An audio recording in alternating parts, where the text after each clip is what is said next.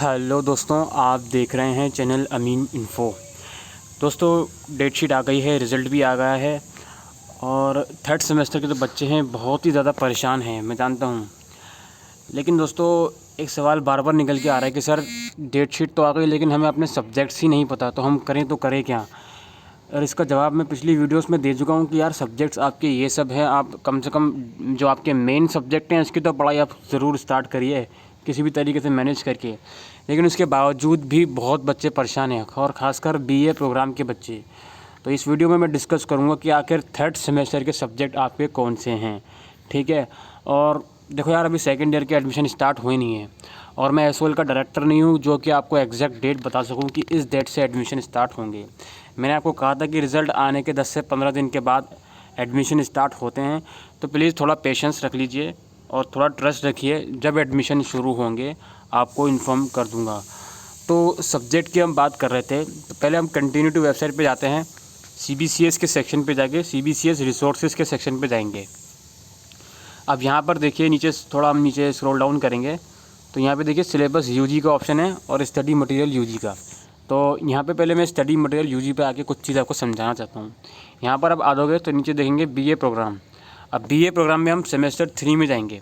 अब देखिए यार, बीए प्रोग्राम में सेमेस्टर 3 में कौन कौन से सब्जेक्ट्स अपलोड हो चुके हैं।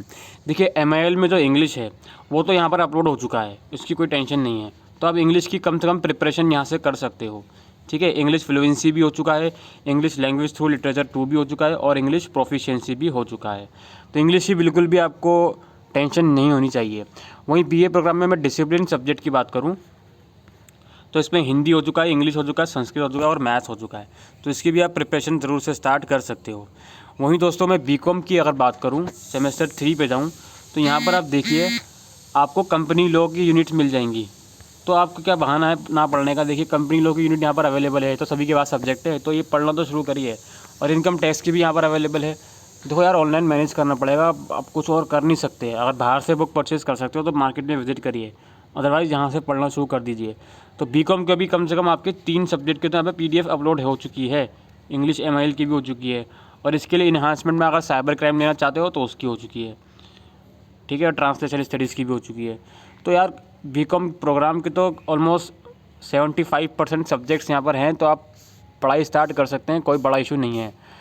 प्रॉब्लम जो है ना बीए ऑनर्स वालों के साथ है, पॉलिटिकल साइंस ऑनर्स वालों के साथ, थर्ड सेमेस्टर के साथ। यहाँ पर हद तो ये है कि इन्होंने केवल जेनरिक पेपर दिए हैं, खाली कोर पेपर का एक भी पीडीएफ यहाँ पर अपलोड नहीं है। मैं प्रॉब्लम समझ सकता हूँ आपकी। और वहीं इंग्लिश ऑनर्स की अगर मैं बात करूँ तो इंग्लिश ऑनर्स में थर्ड सेमेस्टर में ये देखिए कोर पेपर की काफ़ी सारी पीडीएफ यहाँ पर हैं। अब आप लोग ज़्यादा बेहतर जानते हो कि किस सब्जेक्ट में कितना सिलेबस है, तो उसके अकॉर्डिंग आप ये पे प्रिपरेशन करोगे, ठीक है। कोर पेपर के कम से कम 3 कोर पेपर के कुछ यहाँ पर अवेलेबल है, तो कुछ तो आप प्रिपरेशन कर सकते हो। जनरिक इलेक्टिव भी है और ट्रांसलेशन स्टडीज़ भी यहाँ पर अवेलेबल है, इसके लिए इन्हांसमेंट कोर्स वाला, ठीक है। वहीं बीकॉम ऑनर्स की अगर मैं बात करूँ तो बीकॉम ऑनर्स में सेमेस्टर 3 के अंदर हद हो गई मीडिया एंड कम्युनिकेशन वाली चैप्टर है खाली, और कोई सा है ही नहीं, ठीक है। तो कुछ नहीं कर सकते। एक चीज़ आप कर सकते हैं, बीकॉम ऑनर्स वाले जो इनकम टैक्स हैं, इनकम टैक्स का सब्जेक्ट बीकॉम प्रोग्राम में जाकर ले सकते हो, पढ़ सकते हो। सिलेबस ऑलमोस्ट सेम रहता है, थोड़ा 19-20 का डिफरेंस रहता है। अब जो हमारी मेन प्रॉब्लम थी वो थी सब्जेक्ट को लेकर, आखिर सब्जेक्ट है कौन से हमारे पास। उसके लिए हम चलेंगे सिलेबस वाले सेक्शन में, फिर नीचे हम आएंगे। सबसे पहले हम बीए प्रोग्राम की ही बात करेंगे, क्योंकि 90% क्वारी बीए प्रोग्राम को ही लेकर होती है। अब देखिए मैं आपको समझाता हूँ कौन से सब्जेक्ट आपके थर्ड सेमेस्टर में हैं। इसको हम नीचे स्क्रॉल डाउन करते हैं, यहाँ पे देखिए। अब यहाँ पे मैं बार बार आपसे कहता आया हूँ, ठीक है, हर वीडियो में जब भी मैं सब्जेक्ट के ऊपर डिस्कशन करता हूँ कि भाई जो डिसिप्लिन सब्जेक्ट आपने चूज़ किए थे फर्स्ट ईयर में, वही 2 सब्जेक्ट इसमें से भी होंगे। जैसे आपने सपोज़ इकोनॉमिक्स था आपके पास, तो इकोनॉमिक्स होगा मैक्रो इकोनॉमिक्स 1। अगर आपके पास हिस्ट्री था तो हिस्ट्री ऑफ इंडिया C 1200 से लेकर 1700 तक होगा। अगर आपके पास पॉलिटिकल साइंस था तो कंपैरेटिव गवर्नमेंट एंड पॉलिटिक्स होगा। तो इस चीज़ में मुझे नहीं पता क्यों कन्फ्यूज़न आपको हो रही है कि यार हमारे सब्जेक्ट कौन से हैं। तो यहाँ पर बीए प्रोग्राम के 2 सब्जेक्ट तो आपको सीधे सीधे पता चल ही रहे हैं, और इसका सिलेबस भी इस पीडीएफ में है। सिलेबस भी आप नीचे स्क्रॉल डाउन करके देख सकते हो, ठीक है। वहीं अगर बात हम करें तीसरे सब्जेक्ट की, तो तीसरा जो सब्जेक्ट है वो स्किल इन्हांसमेंट में होगा। अब देखिए इसमें से यार सिलेबस देखिए आपको कौन सा सब्जेक्ट ईजी लगता है उसकी प्रिपरेशन करना शुरू कर दीजिए। क्यों आप इस चीज़ का वेट कर रहे हो कि सेकेंड ईयर के एडमिशन होंगे तो हम सब्जेक्ट सेलेक्ट करेंगे, उसके बाद पढ़ाई करेंगे। जब यहाँ पर ऑप्शन दे ही रखें कि यार एनी वन ऑफ दीज, इन पाँचों में से कोई एक सब्जेक्ट आपको चूज़ करना है तो पढ़ाई करिए। मुझे मालूम है कि संस्कृत बहुत कम बच्चे चूज़ करेंगे, बचे ऊपर के चार, इकोनॉमिक्स, एजुकेशन, इंग्लिश और हिस्ट्री। तो इसमें जो भी आपको अच्छा लग रहा है वो उसकी पढ़ाई आप करना शुरू कर दीजिए, ठीक है।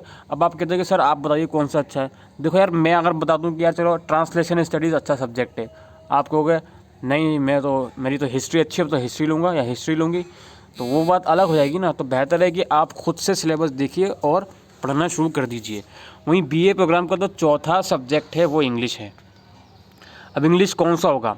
अब देखिए, अगर आपके क्लास 12th में इंग्लिश सब्जेक्ट की यहाँ बात हो रही है, एग्रीगेट परसेंटेज की बात नहीं हो रही। क्लास 12th में 80% 80 या उससे ज़्यादा मार्क्स थे इंग्लिश में, तो आप इंग्लिश लैंग्वेज थ्रू लिटरेचर मिलेगी। अगर आपके 60 से 79 के बीच मार्क्स थे इंग्लिश सब्जेक्ट में क्लास 12th में, तो इंग्लिश फ्लुएंसी मिलेगी। और अगर क्लास 12th में आपके मार्क्स 60 से कम थे तो इंग्लिश प्रोफिशिएंसी मिलेगी। As simple as that. अगर आपने क्लास 12th में इंग्लिश पढ़ी ही नहीं, क्लास 10 तक पढ़ी है, तो उस केस में इंग्लिश फ्लुएंसी मिलेगी आपको। अगर क्लास 8 तक पढ़ी है तो इंग्लिश प्रोफिशिएंसी मिलेगी आपको। ये सारा तरीका है, ठीक है। तो इसमें मुझे नहीं पता क्यों आप लोगों को कन्फ्यूज़न हो रही है बीए प्रोग्राम के सब्जेक्ट में, ठीक है। 2 सब्जेक्ट आपके डिसिप्लिन वाले रहेंगे, जो कि मैं आपको बार बार कह चुका हूँ, और एक आपको इन पाँचों में से डिसाइड करना है जो कि आपके इंटरेस्ट के ऊपर रहेगा, और इंग्लिश सब्जेक्ट तो आपके पास है ही, ये आपको लेना है, ठीक है। अच्छा, बीए प्रोग्राम की बात ख़त्म। इसके बाद हम यहाँ पर एक बार बीकॉम की बात करते हैं।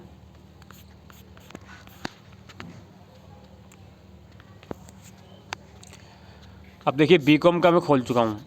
ये देखिए, बीकॉम में 2 पेपर सबके सेम ही रहेंगे, ठीक है। ऐसा तो नहीं है कंपनी लॉ किसी के पास होगा, किसी के पास नहीं होगा। कंपनी लॉ और इनकम टैक्स लॉ तो सबके पास है ही।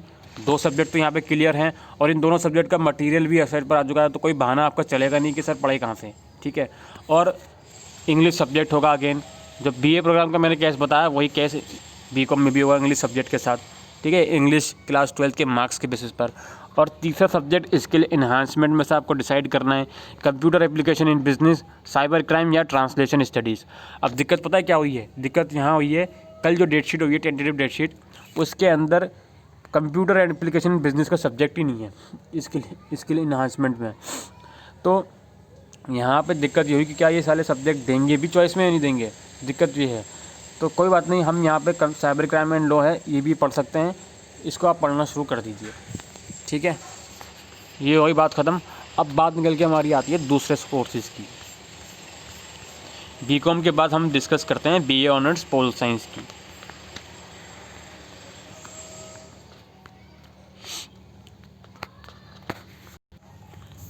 पोल साइंस में अगेन 3 सब्जेक्ट आपके कॉमन हैं, 4 कॉमन है बल्कि। इसमें इसके लिए इन्हांसमेंट में चॉइस ही नहीं है, एक ही सब्जेक्ट है, योर लॉ एंड राइट, और ऊपर के 3 पेपर यहाँ पे कॉमन है।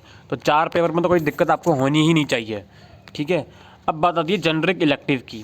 तो यार ये जेनरिक इलेक्टिव में जितने पेपर यहाँ पे शो हो रहे हैं ना, 13 पेपर, इन 13 में से चॉइस नहीं होगी आपकी। मैं आपको बता दूँ किस किस में से चॉइस आपकी हो सकती है। देखिए, इकनॉमिक्स और रियल इकनॉमिक्स भी मुझे नहीं लगता ये मिलेगा। मनी एंड बैंकिंग भी मुझे नहीं लगता मिलेगा। दिल्ली थ्रू द एजेस आप ले चुके हैं, वर्ल्ड आर्ट 1925 ये भी आप ले चुके हैं, ये इसमें आपकी चॉइस हो सकती है हिस्ट्री वाले में। और हिंदी सिनेमा भी आपको नहीं मिलेगा, पटकथा संवाद भी आपको नहीं मिलेगा, भाषा और समाज इसमें आपकी चॉइस हो सकती है। इंडिविजुअल एंड सोसाइटी भी आपको नहीं मिलेगा। एकेडमिक राइटिंग भी आपको सेकंड सेमेस्टर में हो गया। मीडिया एंड कम्युनिकेशन इसमें आपकी चॉइस हो सकती है। तो थर्ड सेमेस्टर में, और एक और है Tamil, I don't think Tamil आप लोग चूज़ करोगे या नहीं करोगे, वो आप पर डिपेंड करता है। तो थर्ड सेमेस्टर में पोल साइंस ऑनर्स में तो मेरे अकॉर्डिंग जो चॉइस दी जाएगी वो दी जाएगी making of post colonial India, और भाषा और समाज, और मीडिया एंड कम्युनिकेशन स्किल्स। इन तीनों में चॉइस दी जाएगी।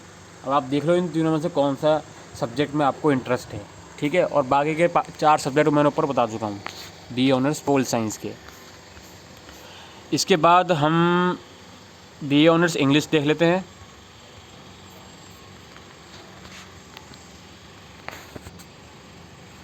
बी ऑनर्स इंग्लिश की अगर मैं बात करूं तो अगेन 3 सब्जेक्ट तो आपको पता ही हैं, और इसके लिए इन्हांसमेंट में 2 में आपको चॉइस मिलेगी। या तो ट्रांसलेशन स्टडीज़ ले लो, या ये literature in cross culture encounter, ठीक है। और जेनरिक इलेक्टिव की अगर मैं बात करूँ तो इसमें कौन कौन से चॉइस होंगे, इसमें मैं आपको अगेन समझा देता हूँ। एक तो चॉइस यही होगा आपका making of post colonial India, और दूसरा चॉइस आपका हो सकता है ये वाला Gandhi and contemporary world political science, और तीसरा चॉइस आपका होगा भाषा और समाज। इन तीनों में से आपको डिसाइड करना है। तो इंग्लिश ऑनर्स की बात ख़त्म कि सब्जेक्ट कौन से होंगे कौन से नहीं होंगे, ठीक है। और हमारा लास्ट बता बीकॉम ऑनर्स। अब बीकॉम ऑनर्स का मैं एक बार खोल लेता हूँ। बीकॉम ऑनर्स में चेंजेस हुआ था, वो क्या चेंजेस था मैं आपको बताता हूँ। पहले मैं इसको डाउनलोड कर लेता हूँ।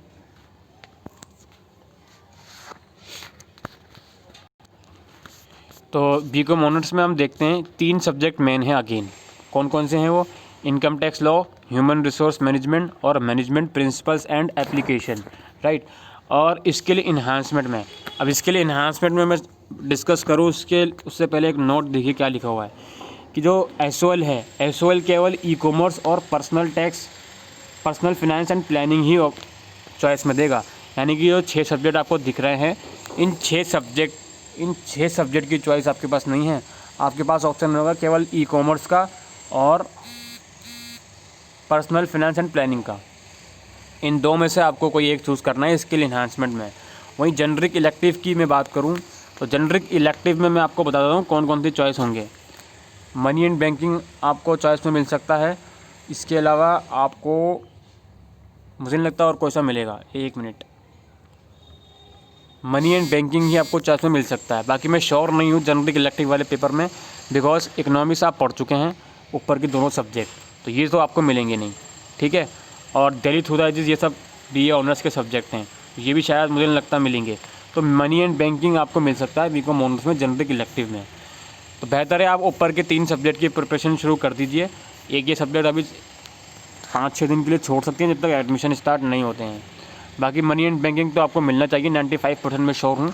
आप चाहो तो मनी एंड बैंकिंग की प्रिपरेशन स्टार्ट कर सकते हो।